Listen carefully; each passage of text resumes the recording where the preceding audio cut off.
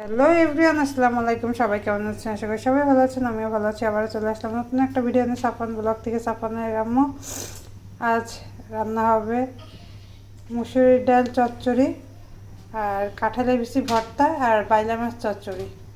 তো ভিডিওটি ভালো লাগবে, দেখতে থাকেন। আজকে সাদামাটা খাবার। এখন মুসুরির ডালটা মাখায় চড়ে দেওয়া হয়েছে। এ হচ্ছে আমার ডাল হয়ে গেছে। এখন একটু বাগার দিয়ে দেবো, অল্প একটু বাগার দিয়ে দিলাম। এই ডালটা খেতে অনেক মজা, অনেক মজা এই ডালটা খেতে। কে কে এইভাবে ডাল খেতে পছন্দ করেন কমেন্টের মাধ্যমে বলবেন কিন্তু। এখন এইখানে বেলে মাছ চচ্চড়ি করা হবে। হলুদ, লবণ, রসুন বাটা, পেঁয়াজ, ধনিয়া, জিরা সব দেওয়া হয়ে গেছে।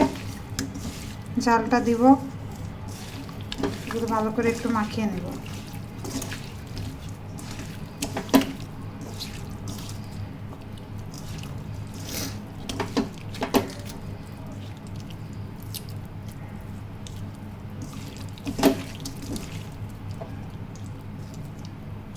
হাতে মাখিয়ে চচ্চড়ি করবো।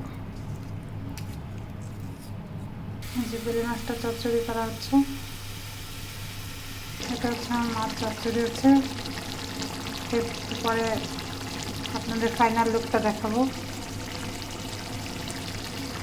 এটা হচ্ছে আমার তরকারি ফাইনাল লুক।